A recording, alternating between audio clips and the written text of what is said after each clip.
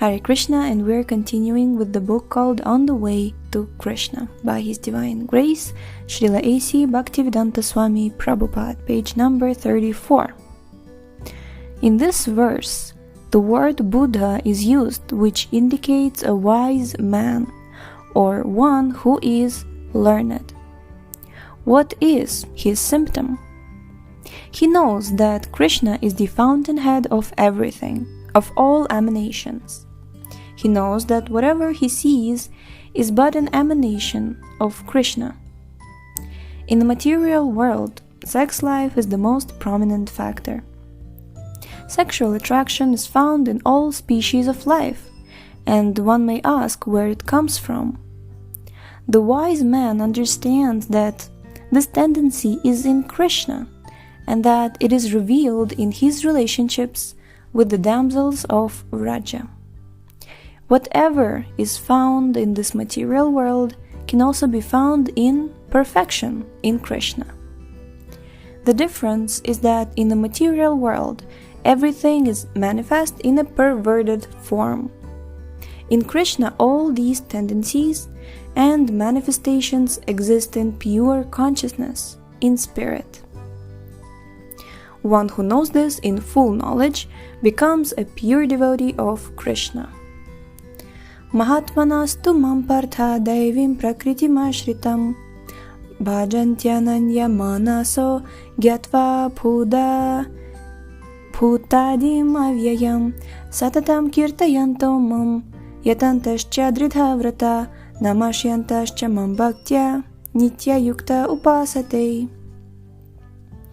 Quote, O son of Pritha, those who are not deluded, the great souls, are under the protection of the divine nature. They are fully engaged in devotional service because they know me as the Supreme Personality of Godhead, original and inexhaustible, always chanting my glories, endeavoring with great determination, bowing down before me. These great souls perpetually worship me with devotion. Unquote, Bhagavad Gita 9.13-14. Who is the great soul, the Mahatma? It is he who is under the influence of the superior energy. At present, we are under the influence of Krishna's inferior energy. As living entities, our position is marginal. We can transfer ourselves to either of the two energies. Krishna is fully independent, and because we are part and parcel of him, we also have this quality of independence. Therefore, we have a choice as to which energy we will function under. Because we are ignorant of the superior nature, we have no alternative but to remain in the inferior nature. Some philosophies propound that there is no nature other than the one we are presently experiencing, and that the only solution to this is to nullify it and become void. But we cannot be void because we are living entities. It doesn't mean that we are finished just because we change our bodies. Before we can get out of the influence of material nature, we have to understand where our place actually is, where we are to go. If we do not know where to go, then we will simply say, oh, we do not know what is superior and inferior. All we know is this. So let us stay here and rot. Unquote. Bhagavad Gita, however, gives us information of the superior energy, the superior nature. What Krishna speaks, he speaks for all eternity. It does not change. It does not matter what our present occupation is, or what Arjuna's occupation was. We only have to change our consciousness. At present, we are guided by the consciousness of self-interest, but we do not know what our real self-interest is. Actually, we do not have self-interest, but sense-interest. Whatever we are doing to satisfy the senses. It is this consciousness that has to be changed. In its place, we must implant our real self-interest, Krishna consciousness. How is this done? How is it possible to become Krishna conscious in every step of our life? Actually, Krishna makes it very easy for us. Rasoham apsukanteya prabhasmi shashi suryaryo pranavah sarva vedeshu shabdah ke paurusham drishu. Quote, O son of Kunti, Arjuna, I am the taste of water, the light of the sun and the moon, the syllable Om in the Vedic mantras. I am the sound in ether and ability in man. Unquote, Bhagavad Gita 7.8.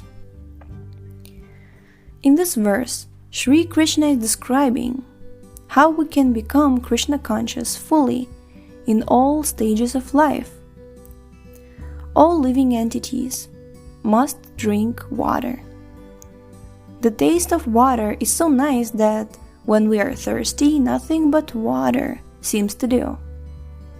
No manufacturer can create the pure taste of water. We can thus remember Krishna or God when we drink water. No one can avoid drinking water every day of his life. So Krishna consciousness, God consciousness is there. How can we forget? Similarly, when there is some illumination, that is also Krishna. The original effulgence in the spiritual sky, the Brahma Jyoti, emanates from the body of Krishna.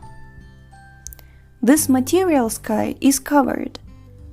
The very nature of the material universe is darkness, which we experience at night. It is being artificially illuminated by the sun, by the reflected light of the moon, and by electricity. Where is this illumination coming from? The sun is being illuminated by the Brahma Jyoti, or the bright effulgence of the spiritual world. In the spiritual world, there is no need for sun, moon, or electricity, because there everything is illuminated by the Brahma Jyoti. On this earth, however, we can remember Krishna whenever we see some illumination from the sun.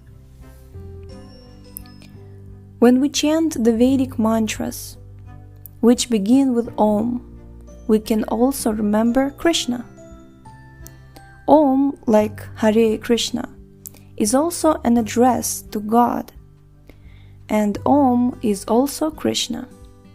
Shabda means sound, and whenever we hear any sound, we should know that it is a vibration of the original sound, the pure spiritual sound Om, or Hare Krishna. Whatever sound we hear in the material world is but a reflection of that original spiritual sound Om. In this way, when we hear sound, when we drink water, when we see some illumination, we can remember God. If we can do this, then when will we not remember God? This is the process of Krishna consciousness. In this way, we can remember Krishna 24 hours a day. And in this way, Krishna is with us. Of course, Krishna is always with us.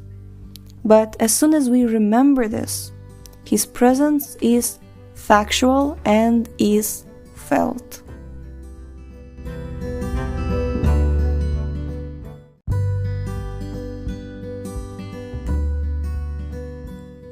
There are 9 processes for associating with God, and the first method of association is Shravanam, hearing. Hence Shravanam Diaries podcast. By reading Bhagavad Gita, we hear the speeches of Sri Krishna, which means that we are actually associating with Krishna or God. We should always remember that when we speak of Krishna, we refer to God. Inasmuch as we associate with God, and as we go on hearing the words of Krishna and his names, the contamination of material nature is reduced. In understanding that Krishna is sound, illumination, water, and so many other things, it becomes impossible to avoid Krishna. If we can remember Krishna in this way, our association with him is permanent.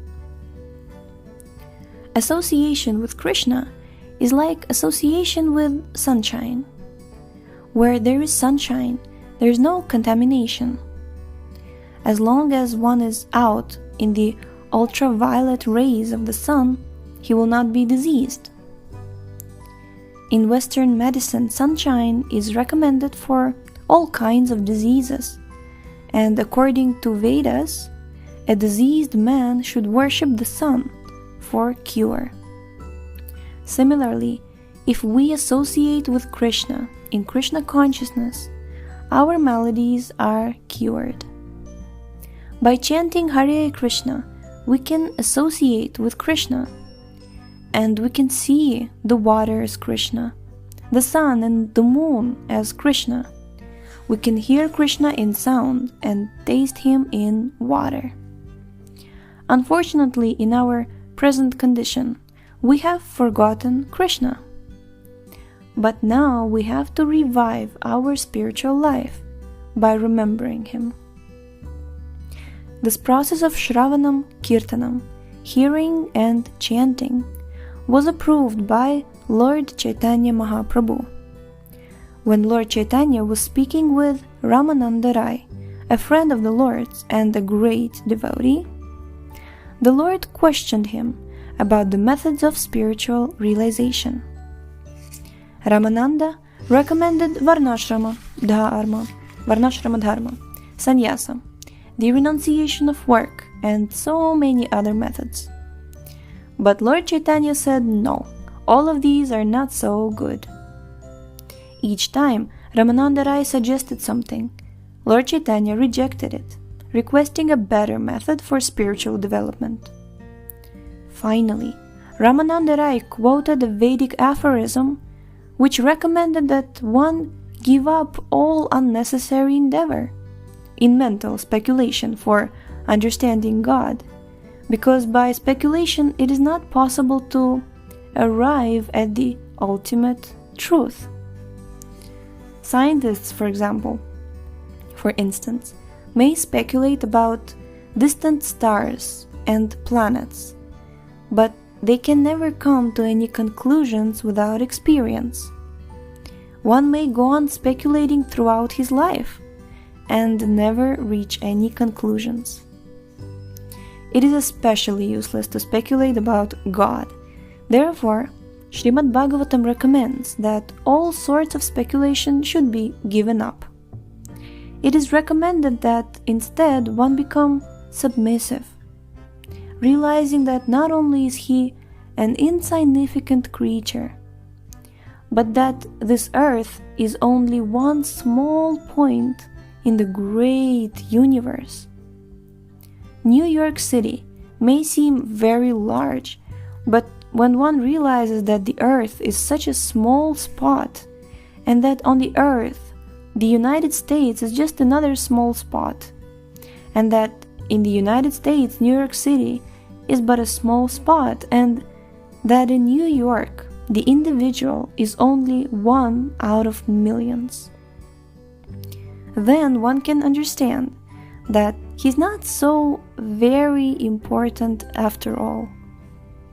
Realizing our insignificance in the face of the universe and God, we should not be artificially puffed up, but should be submissive. We should be very careful not to fall prey to the frog philosophy. Once there was a frog in a well, and upon being informed of the existence of the Atlantic Ocean by a friend, he asked the friend, "Oh, what is this Atlantic Ocean?" "It's a vast body of water," his friend replied. "How vast? Is it double the size of this well?" "Oh no, much, much larger," his friend replied. "How much larger? 10 times the size?" In this way the frog went on calculating. But what is the possibility of his even understanding the depth and far reaches of the great ocean? Our faculties, experience, and powers of speculation are always limited. We can only give rise to such frog philosophy. Therefore, Srimad Bhagavatam recommends that we give up the process of speculation as a waste of time in trying to understand the Supreme. Yeah, we're going to stop here for today. And thank you so much for tuning in, and we shall continue tomorrow. The link to this book is in the description, and we shall see you next time. Hare Krishna.